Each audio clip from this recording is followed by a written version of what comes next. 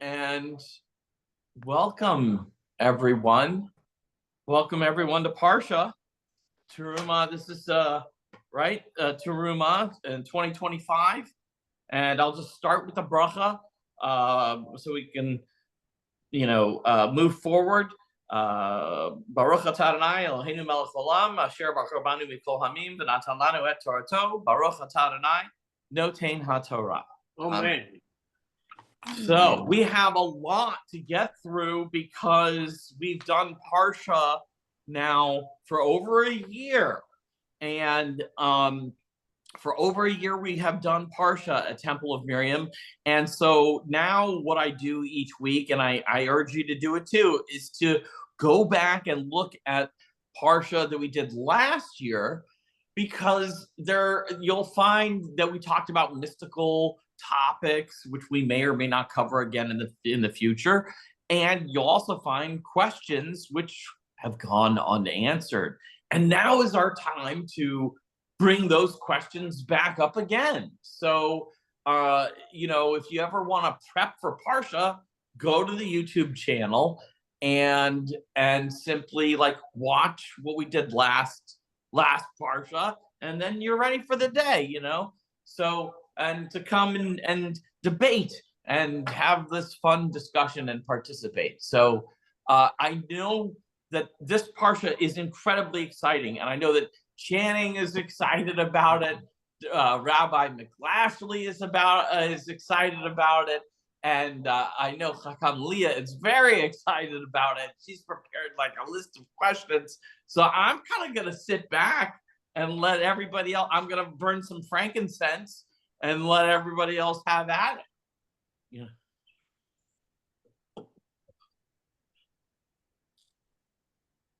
So, Reb Channing, start us off. I'll. This is Terumah, right? And if we want to go right to the very exciting part about the dolphin skins, we can go right to the dolphin. No. Let's back up. I mean, I can follow up on a question from last year. So there was a discussion last year about why we're not supposed to individually duplicate these things exactly. And I think it comes from this verse 2 of, the gifts come from each person whose heart is so moved. So if we're duplicating the altar and all these accoutrements, we're not giving from our heart. We're not putting ourselves into the holy things we're making. So we can't make it identical. It has to be from our heart. Mm-hmm. Yeah, that is a good point. That is it. Mm-hmm. Why someone already says God, you're getting to the good part. Why is God so hung up on embroidery and curtains? And we are definitely going to talk about God's interior design fashion sense. It's Yahweh HGTV. I like. Well, also there's in 25:4 they're talking about the chelet, the worm scarlet. Yeah, which is the actual word for it is sea snail. Yes, tell us a little bit about that. So what we're having. So we'll give a little bit of an overview of the Parsha, right? So okay, for those who may have not read it, right?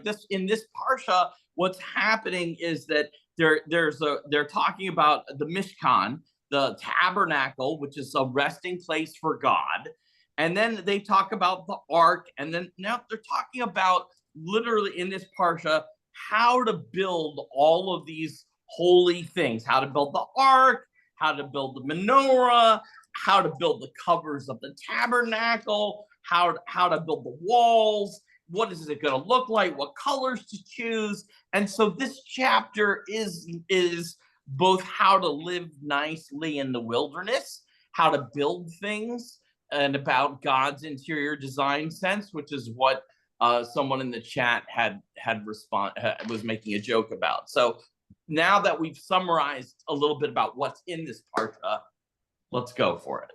Well, can I back up just 1 second and say where we ended the last one was Moshe goes inside the cloud, ascends the mountain, and he's there for 40 days and 40 nights. So that's where we kick this off. And I called it the Tabernacle Design, Build, Construction Kickoff Meeting.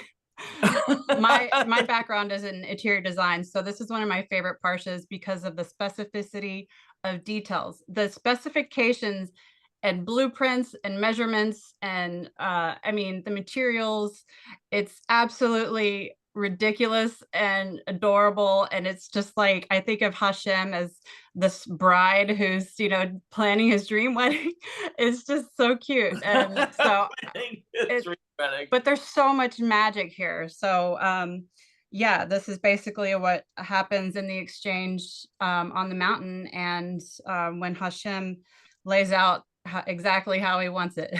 That's such a beautiful interpretation, because I was always thinking about it while, wow, this is a really anal retentive architectural engineer.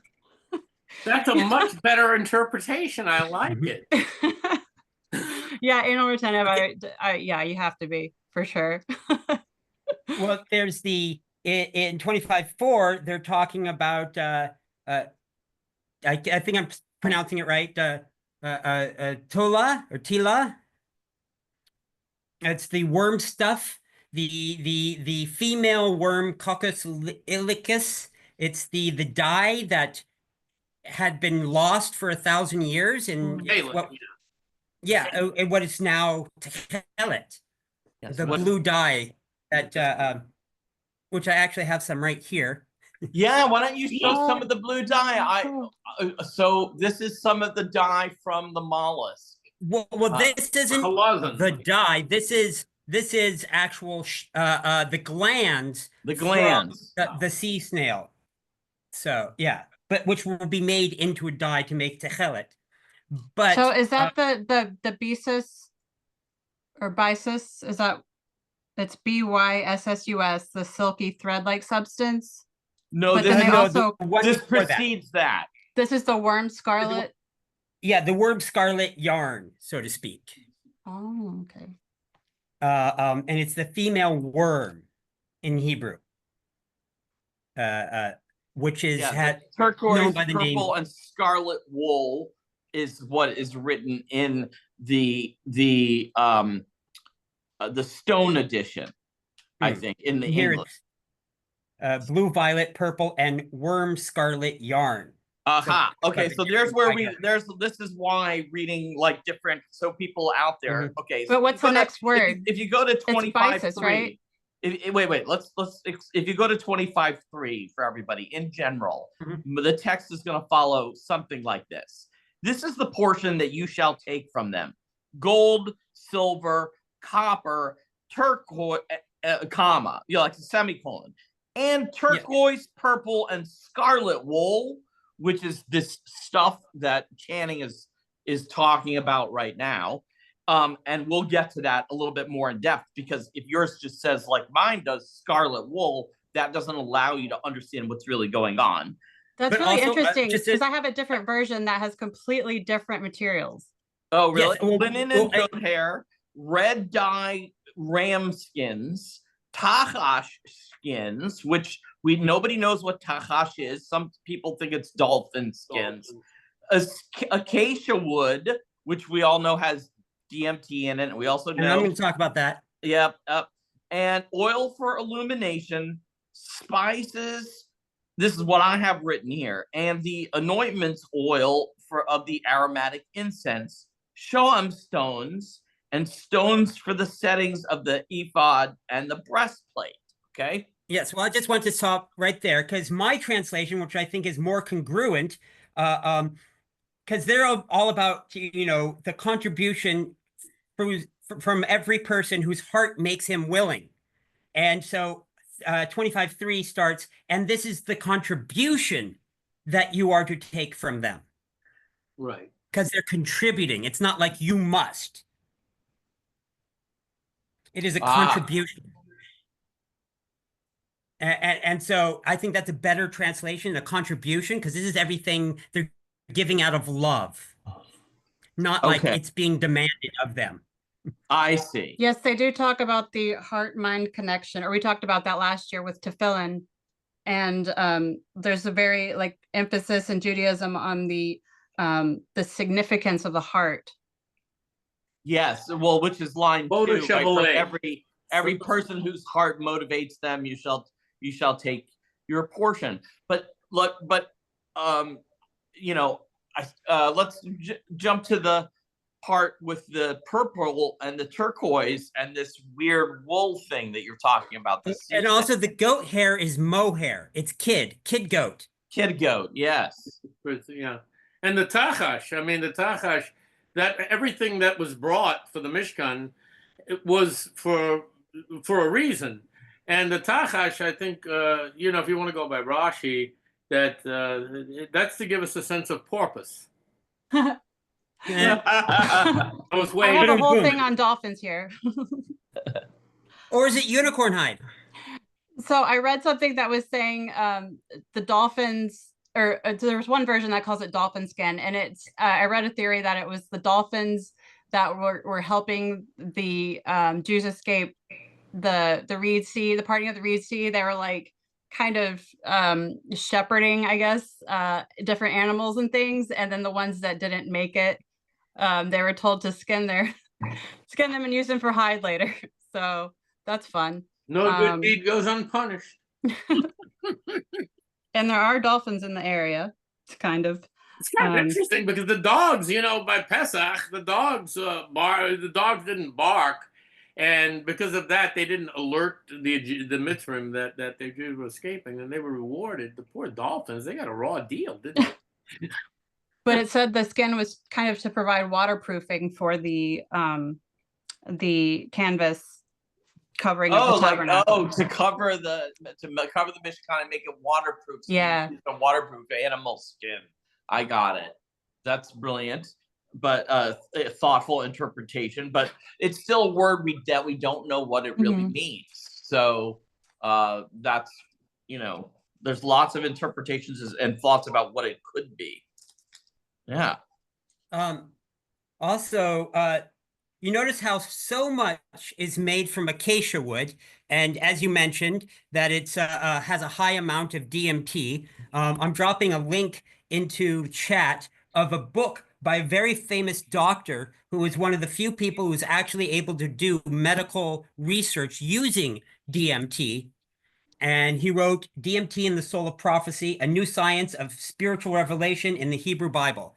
Basically, clinical research on DMT on actual patients and how it relates one-to-one with all these passages from Torah. It's a really fascinating read. And if you think about all these prophecies and like Ezekiel and all of these things, they were, you know, it makes sense that everything was made from acacia. Yeah, for sure. There's I mentioned another theory of the burning bush being acacia, and the whole mountain experience was all a really fun trip. Yeah, well, acacia has long standings for associations, as we mentioned last Parsha, with being able to be connected to the mystical realm and the other side. And this is why there are so many cemeteries and funeral homes named Acacia Cemetery and Acacia Funeral Home. And you see acacia used to stimulate connection, mediumship. I'll say mediumship and necromancy. In lots of different magical traditions, like hoodoo, for instance, and it's a long-standing, association. And of course, only recently has it been really, when I say recently, I'd say in modern times, discovered how much DMT is in this wood that is featured so prominently throughout the Torah. And also, moving on to the Ark. Wait, hang on. One more acacia thing. Okay. Oh yeah. Let's go. So Rashi mentions that Jacob anticipated the need for such lumber while they're in the wilderness. So he planted these trees in Egypt and instructed his children to take the wood with them when they left their exile. So he made a Hachana preparation. You know, Chacham Leah brings fascinating things. Now, it's just a whole different perspective than the 8 years in yeshiva, because I mean, now I'm thinking Moshe Rabbeinu with the acacia wood that Reb Channing mentioned and the psychotropic or psychogenic properties of acacia. Now I'm just picturing Moshe Rabbeinu. Whoa, dude, that bush is talking to me. I just never had that image before. That's kind of. I mean, they're just human. There's a whole new dimension to it, you know. For when I was younger, I had a hobby. I loved building Tesla coils. And I build them using big liter beer bottles filled with salt water as the dielectric to create a capacitor for building Tesla coils. So I'm reading this description, and I actually found an image to explain it. The Ark of the Covenant is a very large I mean, it's a capacitor. Yeah. If you were carrying this thing, it has the inner and outer layers of gold, between a and if by walking through the dry desert, like they had to walk around, they had to walk around the city that they were going to bring down 7 days, because it took in the desert to build up the static electricity that it would store in order to actually hurt people. They would have, you have to walk in the desert for days on end. There's the capacitor. Just put that on the screen so that everybody can see it. Just the anode, the cathode. I mean, yes. I mean that's basically. And then you have the they talk a lot about it like floating. There's another one, like it was like they carry it for forever and it started getting really light. And it was because of the negative charge. It's like the two batteries of the same polarization repel each other. Yeah. And so if it had all this negative charge on the outside and the desert floor was so dry and all that static, an anti-gravity device. Channing, I have that as one of the reasons why they chose to use gold was because of its conductivity. Yes. That's awesome. And then and they didn't give Nikolai Tesla credit for any of this. It's sad. Yeah. And then the next photo I show where it has the actual spark gap. I showed this image, and the two cherubim, sphinxes, however you want to. Cherubim, the angels, the angelic figures, the cherubim and the seraphim. With the wings that almost touched, and between those almost touching was where Hashem was. But that's where Hashem's voice. That's where Hashem's voice would emanate from where, right? And where lightning would come from. Right. And that's how you construct a Tesla coil. Oh. That's super cool. And Nikolai Tesla, as I said, didn't get credit for any of it. No. And they should have a Parsha in the Torah. Parsha's Nikolai. I mean, I'm going to put it write it. Or, I mean, I'm not going to say it's true or not, but it could easily be explained as if there was some kind of alien technology or advanced civilization technology that was actually in the Ark that needed electricity in order to run.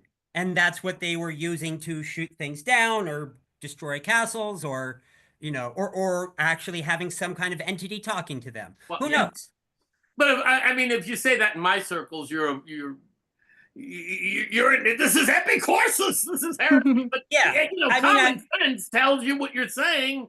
I'm not saying it's true. Camera around. I'm not saying, but the point that I'm making is it's not epicursus. To say that HaKadosh Baruch Hu operates in accordance. Look. Who established the laws of nature, the principles of science? HaKadosh Baruch Hu. Doesn't it make sense that HaKadosh Baruch Hu created these principles, would instruct us on how to use these principles to transcend our limited, I never understood why we have to. I would translate this, Reb Channing, and saying there's no reason to say that because these things aren't made in accordance with established scientific principles that in any way diminishes the miraculous element or or the connection with Hashem. Yes. The two are not incompatible in my opinion. They're also like they're kind of jumping around a lot. Like sometimes it's the tent of meeting is in the center, and sometimes it's out on the edge. Sometimes they're on top of the mountain, then they're down the bottom of the mountain, and they're back up. And Maimonides put this together is with Hashem living amongst them. They are that time becomes non-linear. Non-linear, yeah. So it's very possible that a piece of technology from the future just kind of showed up, and that's how Hashem was talking to them. I don't know. Well, another explanation that Chazal bring is that the reason they were like it was popping up all over the place in non-linear fashion is that Scotty was drunk. Yeah. So it was DMT apparently. And I think this is also, this whole section right here, it's all about received knowledge. And I see this is kind of where Kabbalah has started. The Kabbalah, yes. The receiving. That's what Kabbalah is. Yes, this is the beginning. This is right in the kind of sections right here. This is where the tradition of Kabbalah takes root through this acacia wood and receiving from this higher entity. Couldn't it also possibly like the way that the how they say like the CERN, the Hadron Particle Collider, Mr. Clark. Yeah, that it's somehow creating a rift in space-time. Yeah. I mean, this is obviously altering our reality, actually. Right. So I mean, what if I know people who work there. I actually know people who work there, and they are making black holes. So what if the arc was basically like just a super concentrated, correctly built version of that? You know what I mean? We're just doing it wrong. No. Oh, we're a bunch of amateurs. I have to ask Reb Channing something. So you know people who work at the Hadron Particle Collider? Yes. You do? Yes. Could you ask them, I want them, they have to come to my house. I mean, I've got one of their black holes in my drying machine because it spits out one sock of every pair I have. When I take them out, I just have one sock. I don't have any matching pairs. So they're dancing with the lost pen dimension. Yeah, they definitely have a lost black hole in my drying machine. I mean, they do. Yes, the Stargate of David, as Mark puts it. Yeah, so I found it really interesting, the cherubim that are featured on top. And, last year we talked about, when Israel is in alignment with divine will, they face each other. And when they're, not being naughty, they turn away from each other. And this is what you're talking about, where the spark happens, right between their overarching their wings, right? And it's interesting that these figures, these same figures, they occur, but I think he wants them in a pattern also on one of the coverings, right? And then also they are on a pattern of like the curtains to keep you from going there. So these are always, to me, symbols of liminal spaces, like guardians of the liminal. If you go back to Genesis, right, when Adam and Eve get kicked out of the Garden of Eden, there are two angels that are, I don't know if they are cherubim. It doesn't say cherubim. It doesn't say cherubim. Sphinx. It says Sphinx. Yes, yeah, and they are a version that says cherubim. Yeah, they're I have a question for Chacham Leah, for Dr. Jeremy. and for Chacham Leah, Dr. Jeremy, and Reb Channing. I don't have an answer for this. I want to throw this out so that you guys can help me out. The Keruvim and the Seraphim, okay? It says in the Aseret HaDiblot that we're not supposed to make any graven images. It's pretty clear. No graven images. I'm not down with that. You make graven images, I'm going to get really ticked off. And we have the Keruvim and the Seraphim right there. Okay, take it. What do you think there? You know, making an image of the cherubim, the Keruvim and the Seraphim. Keruvim and the Seraphim, it's not okay. images. Okay. Yes. I'll answer because I'll give you the answer. My answer would be this.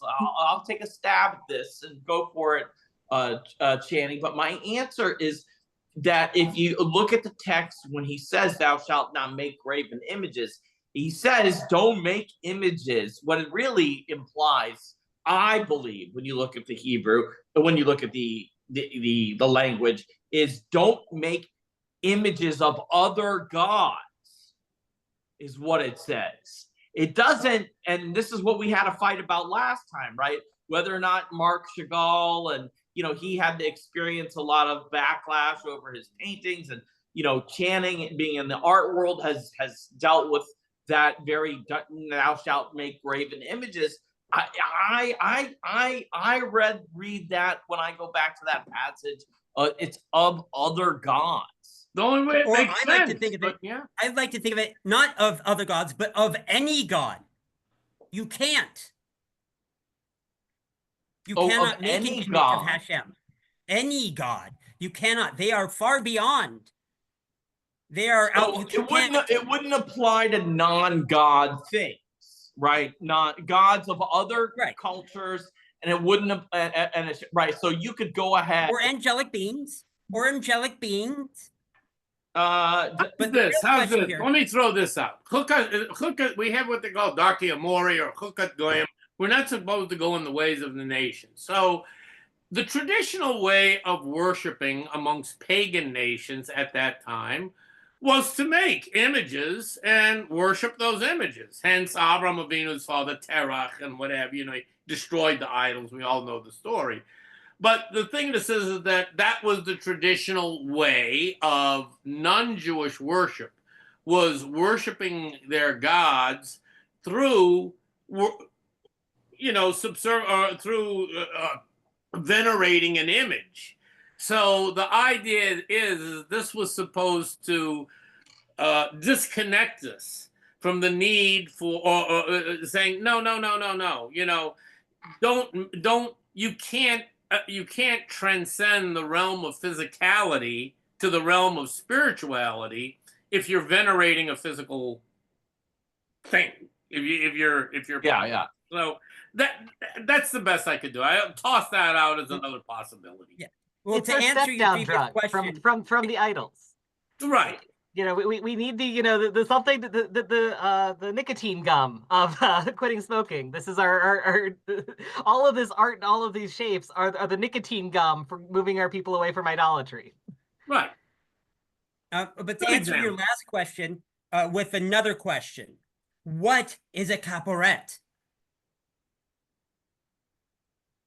I'm thinking it sounds like kaparot, which is atonement, or well, it says. Well, the translation I have is you are to make a purgation cover. Right. Yeah. Have a cover. Yeah. It's the cover. Or it's that's what I thought it was the top. Right. But I'm reading about this word, and no one really seems to know where this word comes from. Kaporet, which is what they actually explain that is on the top. Right. I hate to see the spelling. I don't know the spelling. But what's the word for head? Kaporet. It's Kaf Pei Resh Tet. And the word for head is right. Your kepi. and right? the word for atonement is kapara, like Yom Kippur, kapara. To be, you know, kaparot would be atonement, or like atonement.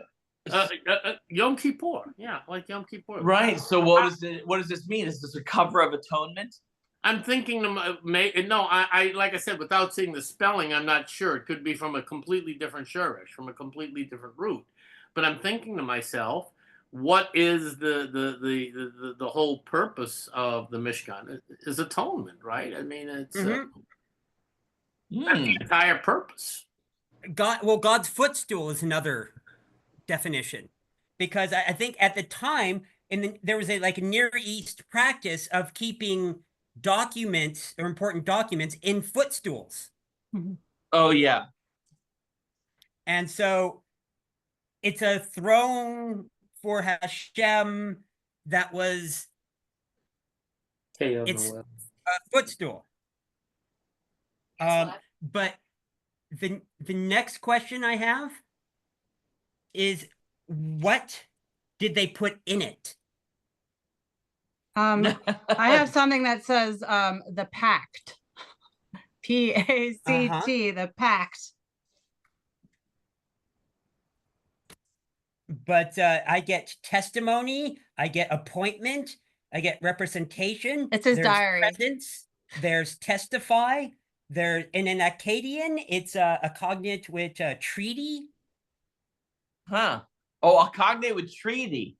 That makes sense, actually. That would make sense to me. So representation and presence, an appointment, a testimony, a treaty, or covenant. I think a lot of times they say covenant, but it's not covenant, berit. It's it's just an interesting. Yeah, I don't think they had to put anything in it. I think that was, God likes his apartment kind of clean. He's minimalist. Inside wasn't a concern. They left the really private decorating to him or her. According to According to BDB, it's a testimony of the 10 words on the tablets as a solemn divine charge. Say again. It's a testimony of the what? 10 words in caps. 10 words. Are they the utterances? The 10 utterances? The 10 utterances, yes. Oh. Now here's something interesting relating to what I was saying. So the Chet Egla Zahav, right? The sin of the golden calf. Atoning for the Chet Egla Zahav with the Kaporet. So we get back to the concept of atonement. Atop the Kaporet, the Kaporet, the ark's cover, right? The parochet, sat the keruvim, which framed the empty space, the toch, where Hashem would speak with Moshe Rabbeinu. Drawing on the connection between the word kaporet, all right, and the root kippur, atone, same thing as I was saying here, okay? This is from the Torah.com. And the root kippur, kippur, atone.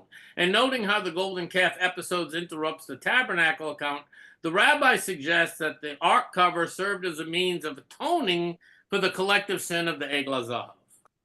Well, that actually makes sense, because isn't Rambam's understanding of Teshuvah that you haven't fully come around until you are faced with the same choice? This is us actively completing that. We are making a different choice. We are putting all of our decoration into the frame, but leaving that space at the center so that we aren't actually worshiping an idol. So we are making a different choice and completing the Teshuvah process as a people. Wow. That's a really good point. Between Azaria and Hakam Leah, I've decided that we should, Orthodox Jews, we have to make women rabbis. Because you guys, you put us to shame. I'm all for that. So I'm actually androgynous, and it turns out that the androgynous is, in the special category that we can actually enter the sacred space without going to the mikveh. Yeah. According to Mishnah Bikurim. Yeah. We had a practice of it recognizing the queer folks as spiritual leaders. We just lost. That's amazing. Yeah, right. Yeah. Yeah. We did have that practice. Well, so I mean, the detail with which the directions. Can we talk about the menorah? Yeah, go ahead and talk about the menorah with the 6 branches and whether or not they're straight and curved. That's a big fight. Well, before we get into the fight of the shape, I have a bit of commentary here. Let's see. So when Hashem is describing the menorah to Moshe, he says he wants it created out of one single ingot, a solid ingot of gold. You can't add anything to it or take anything away. Moshe cannot fathom how that's done. So Hashem throws gold into the fire and shows him how it's done. I just think it's adorable example of Moshe being like, I'm nothing, I can't do this, but yet he, did all of these incredible things in Egypt. And yeah, it's, he needs a little self-esteem. You're saying it's a display of his humility that he's well known for. Yeah, can't do it. That gets him in trouble.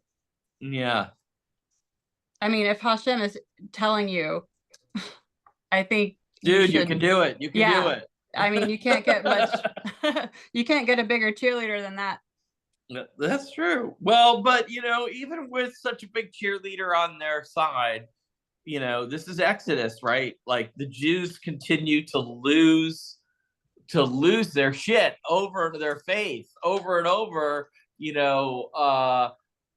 even though they've seen these like crazy miracles come to pass. Like, I mean, like one UFO is probably good enough for most people to start believing in UFOs, right? But like, can you imagine, you're protected by a pillar of fire, you've just seen 10 plagues, how much more convincing do you need? But still, yeah, even Moshe, good old Moshe, he's like not too sure of himself when he's got such a big cheerleader.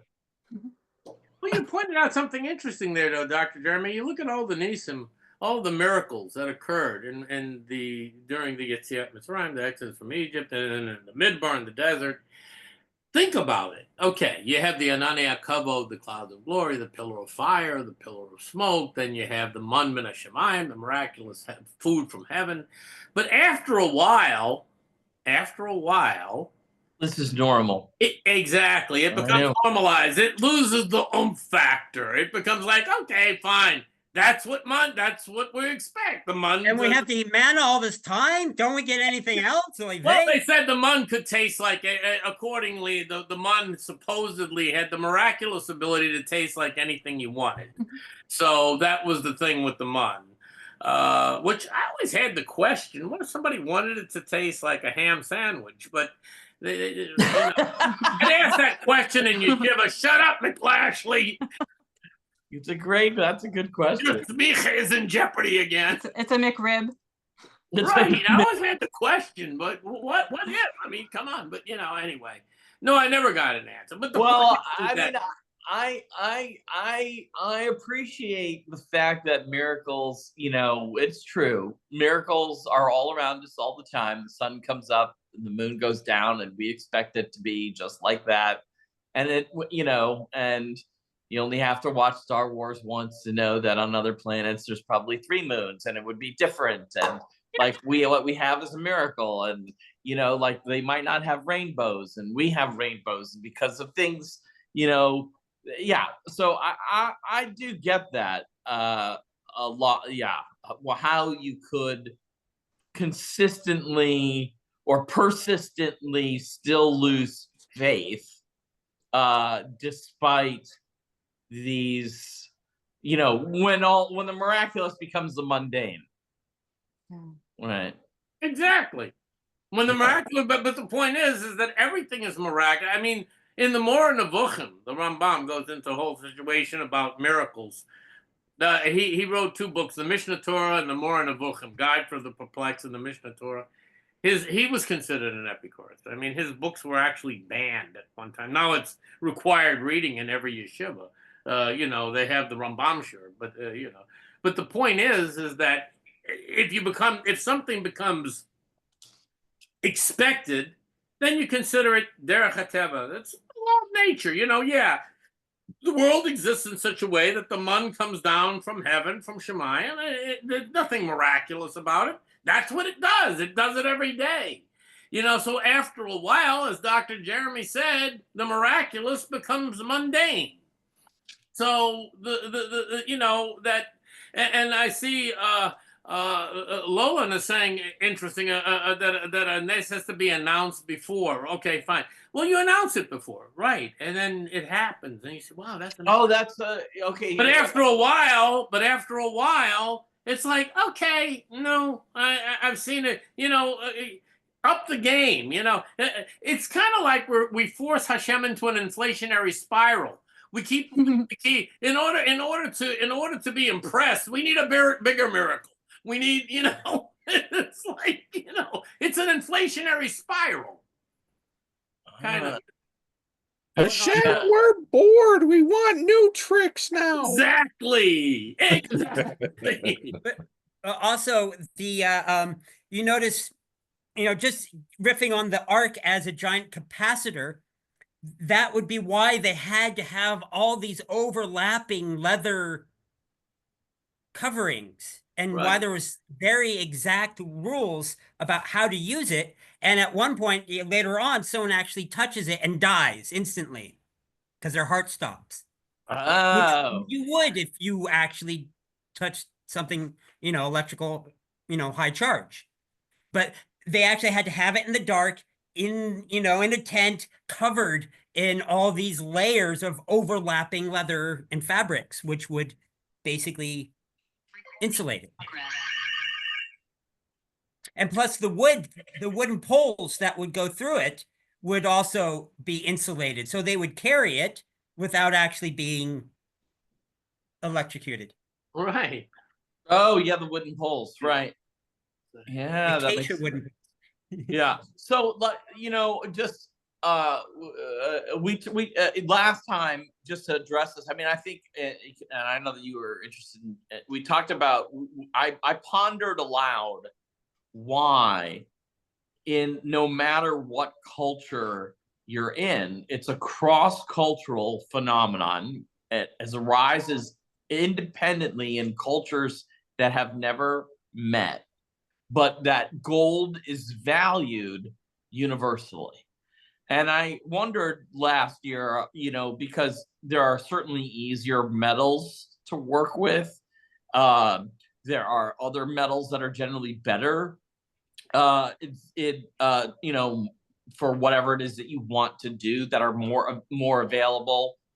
You know, except for the conductivity is a very good one. But there are, you know, lots of electrically charged things, triboelectric effects. Gold is not the only, you know, copper is a good, you know. So why is it, you know, you see it, you know, you go to Mexico and the ancient Aztecs, they've got gold up the yin yang, and you go to Egypt and there's gold up the yin yang. You know, wherever culture you go, and you go back 5,000 years, people have been collecting gold.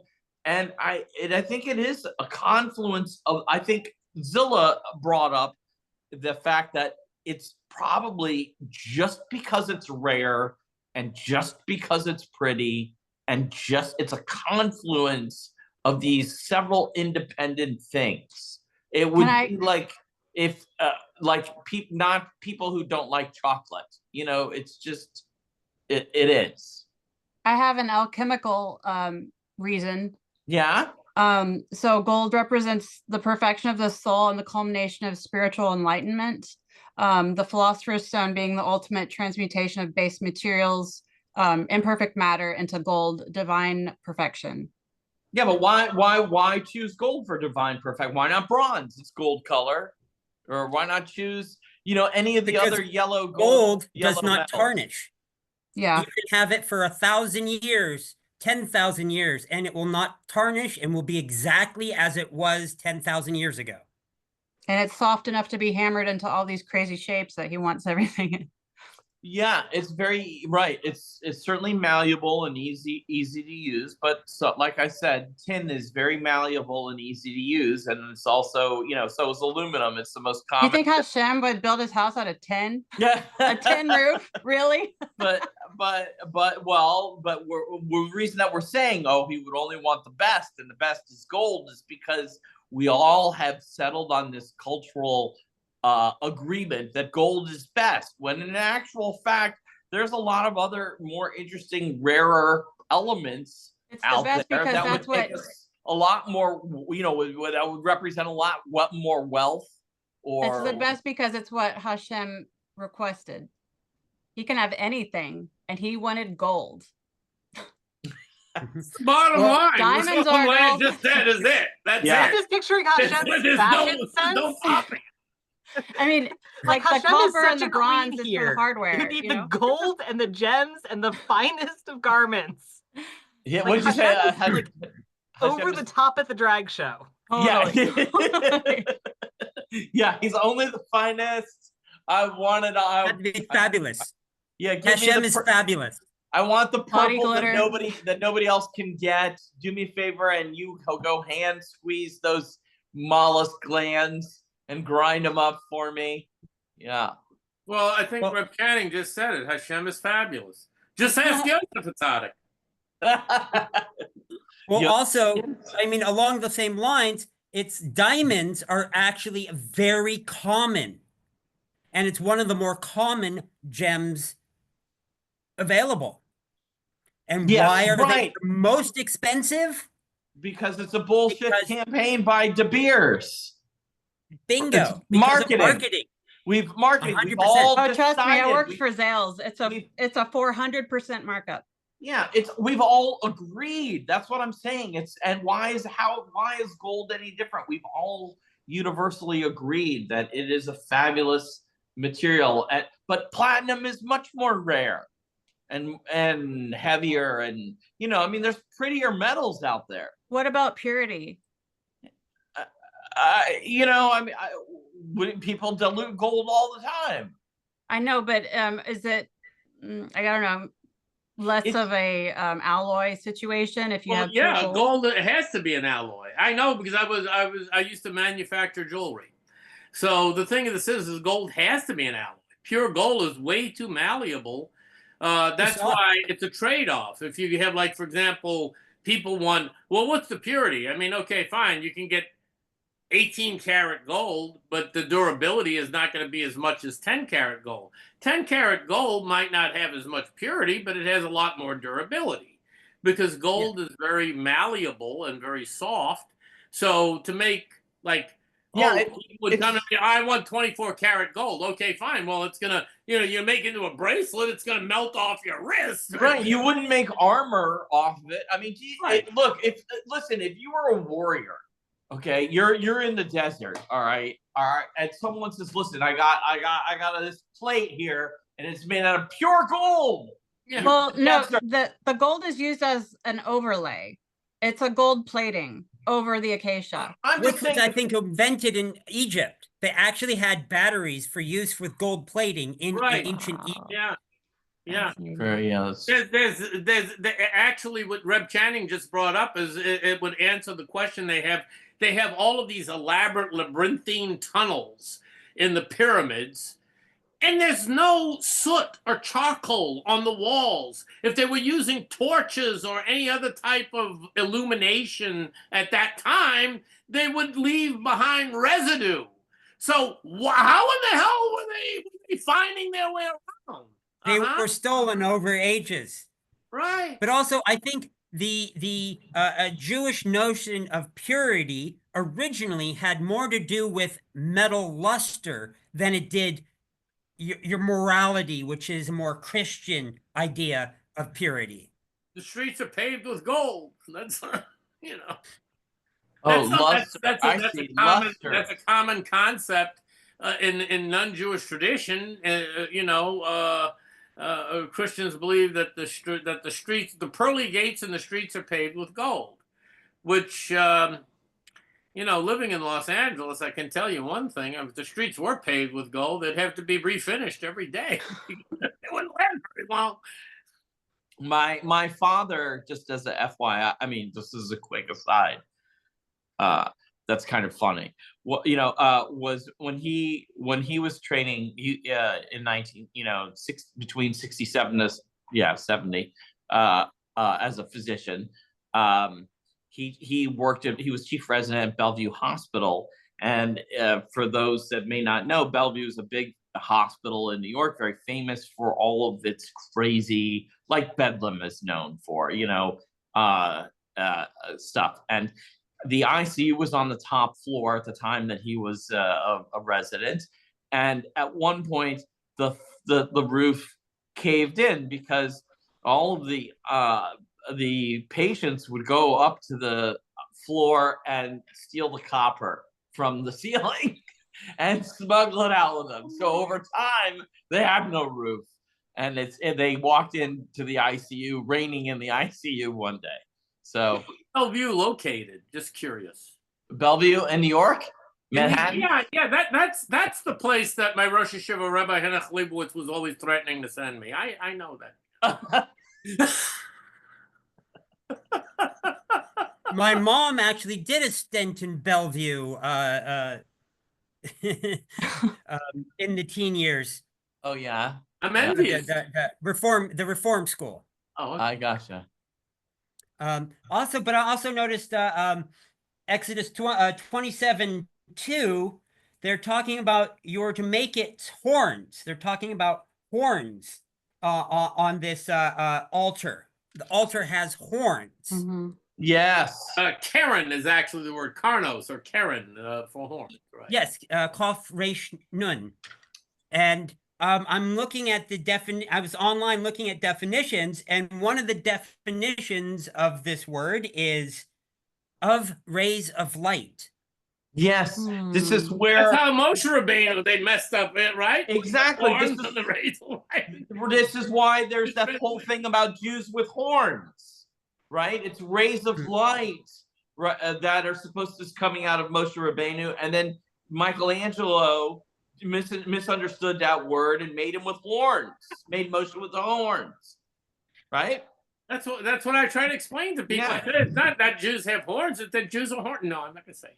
I gotta go there. But he was supposed to have rays of light, yeah, and that was interpreted, and that's why the famous Michelangelo statue of Moses has horns, and this is where the idea of Jews having horns started.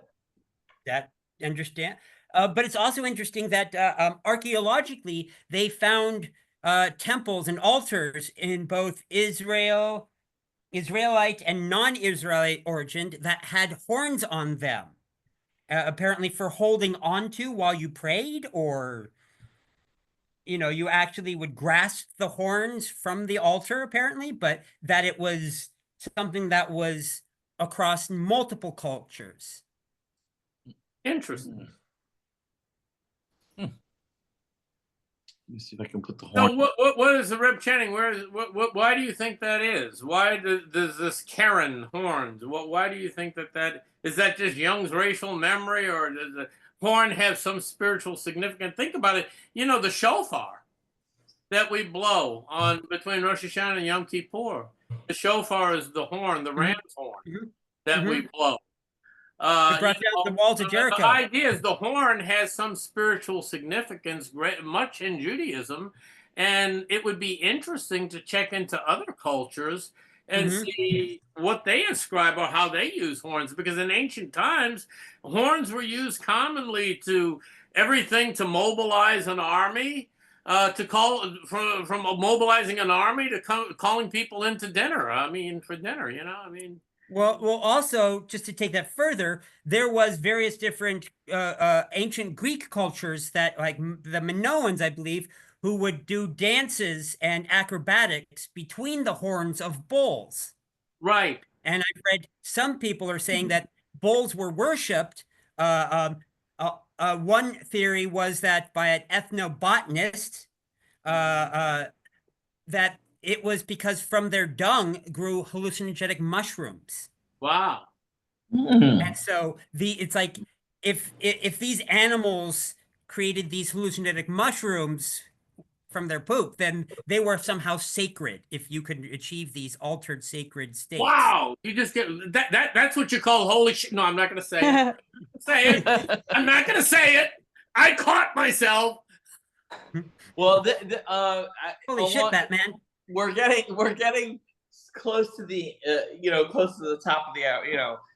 Is coming up, and so because Channing recommended a book, there's another book that I would also like to recommend by Jonathan Ott, OTT, and it's extremely, if you can find it online, it's extremely expensive generally. So if you find it for less than $300, it's probably a good deal. But this book goes through all of the different entheogenic drugs and their plant sources and the history. And entheogenic, just for those that may not be familiar with, is that certain types of drugs produce what this entheogenic effect. What's entheogenic mean? It means like a feeling of spiritual connection. All right. So they specifically give you a religious experience. Yeah. I think that's why everyone's so hung up on this DMT thing. So. I have one thing I want to say. I was curious, all of this is handmade and hammered and, all these materials. How long did it take to build this? And there's some rough estimates here that, let's see, in Exodus 25, Hashem gives Moshe the instructions. And then Exodus 35:40 is the actual construction. And then Exodus 40, it says the first day of the first month of the second year after the Israelites left Egypt. So in conclusion, it says it took about 6 months, which is a ridiculously fast turnaround. I wonder if they had some Shamir worm help or something. Like how is it or so they fast? had really skilled artisans. Yeah. Also, the artisans and lots of them weren't needing to track down food. Manna was provided. Yeah. Think about how much work our artisans could put together if they didn't have to stop for meal breaks and to actually cook. That's a good point. Possibility they had a really lousy union. I mean, that's why companies put their cafeteria like in the same building as their workers, right? They're also used to slave labor, so they're used to the hours of enslavement. Yeah. These crafts at that fast pace is very different than making mud bricks.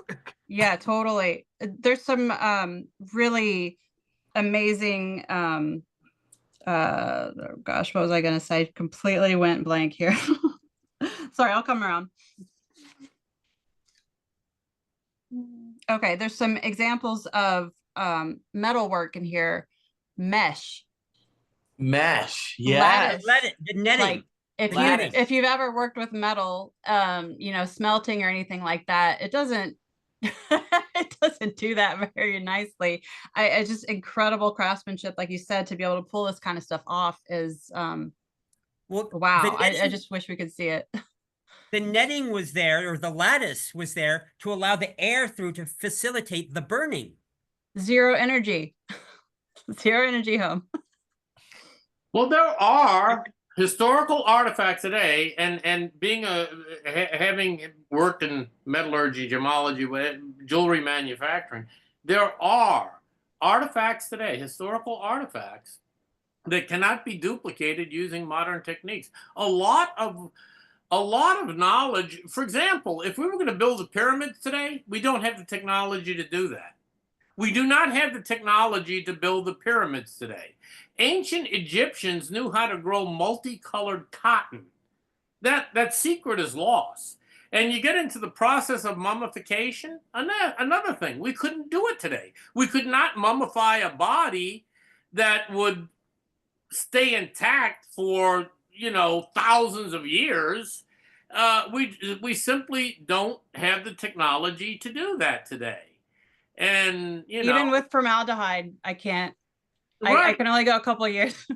Right. We don't have the technology to do that today. So the idea is that we think that progression is linear. Oh, ancients were so unsophisticated. We have so much more and so much better and so much refined, sophisticated. It's really not true. Because for everything we've gained, we've lost a lot too. And there's constructions in South America and Central America where the stones are so large and they're so tightly fit together, they have no clue. Right. You know, yeah, they you have can't no put a butter clue. knife between the stones. You can't even stick a butter knife between the stones. That's It's like we couldn't even do that with lasers today. How did they do it? No one knows. Ancient civilization. Samir worms.